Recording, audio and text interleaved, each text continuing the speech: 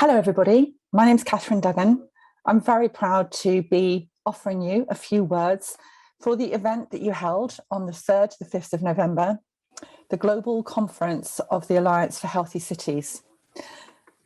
We thought it was very important that we would share with you the FIP letter drafted to the COP26 UN Climate Change Conference held in the UK during this time. The letter was entitled "Pharmacy Stands Up to Climate Change," and we sent it from The Hague on the 28th of October.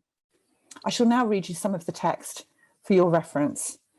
Dear heads of states and national delegations, climate change is the biggest threat to our world and health. The International Pharmaceutical Federation, FIP, is the global body representing pharmacy, pharmaceutical sciences, and pharmaceutical education. FIP was founded in 1912 and has been in official relations with the World Health Organization since its establishment in 1948, signing a new Memorandum of Understanding in 2019. The Federation, which comprises membership spanning 318 professional organizations and academic institutions across 114 nations and territories, is committed to playing its part in tackling the climate and ecological emergency through pharmacy and pharmaceutical sciences. Pharmacy has a distinct role to play in our collective efforts to address climate change. As part of the health community and workforce, our profession is addressing its influence and impact in climate change and the ecological emergency facing the world. What action can we take, not only to protect our environment through green pharmacy practice and medicines use, but also to respond to the health and patient needs emerging from the climate crisis? We support the Conference of the Parties, COP, and the 2021 United Nations Climate Change Conference taking place in Glasgow. We recognise this as a pivotal moment in the fight against climate change, and we voice our full support. We joined the global health community and global partners alongside the WHO and the World Health Professions Alliance in signing the collective #HealthyClimatePrescription letter. This letter is an urgent call for climate action from the health community ahead of COP26. And pharmacy is a critical, essential part of healthcare systems and service delivery, as evidenced globally during the COVID-19 pandemic. Pharmacies and pharmacists are often the most accessible members of the healthcare team across our societies. Pharmacists are rightly recognised by the UN as essential agents of sustainable development and are key to achieving the health targets under Sustainable Development Goal number 3, ensure healthy lives and promote well-being for all at all ages. Through implementing greener pharmacy practices across all settings and sectors, and by integrating health and equity in all policy developments, pharmacy is now leading the way to environmental sustainability by actively contributing to cleaner air, water, greener medicines use, and sustainable pharmaceutical services. I'll take these one by one.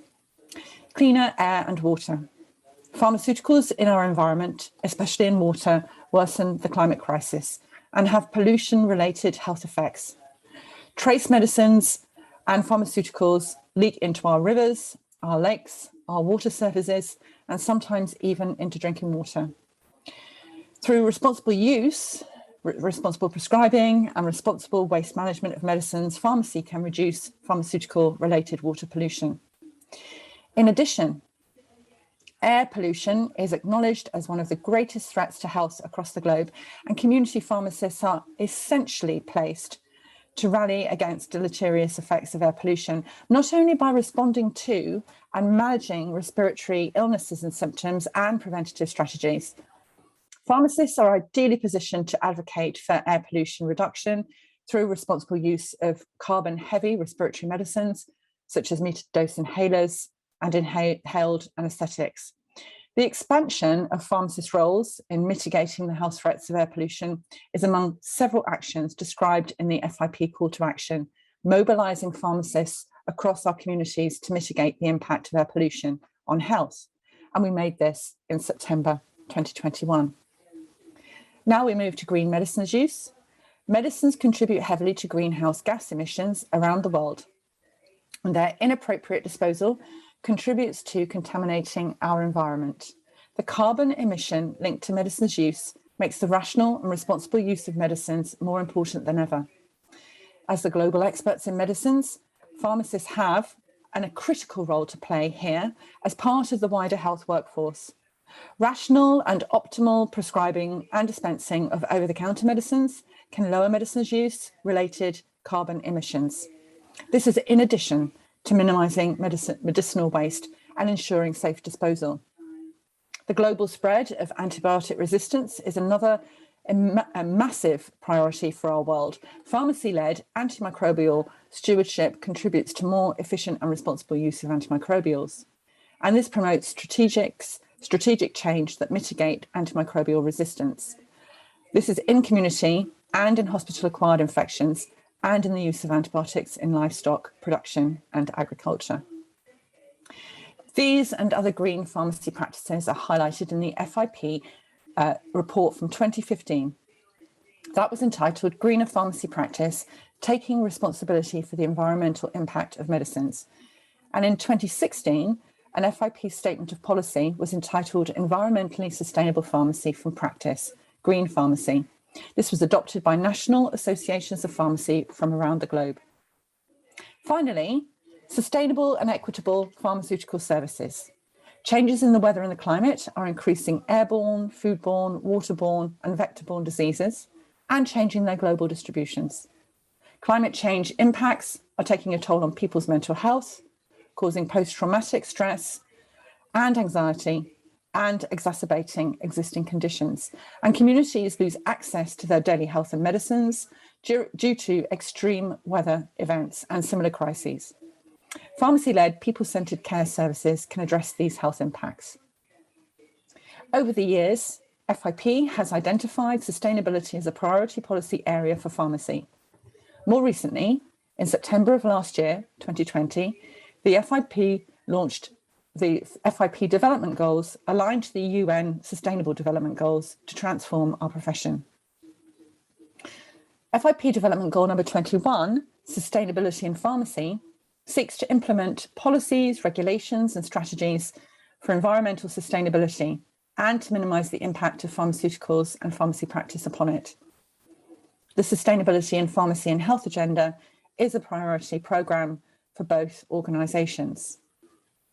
FIP is establishing a new Sustainability RX programme dedicated to supporting implementation of this goal. One example of how our federation is embedding sustainability across all its work was seen in the outcomes of our digital programme on transforming vaccination last year.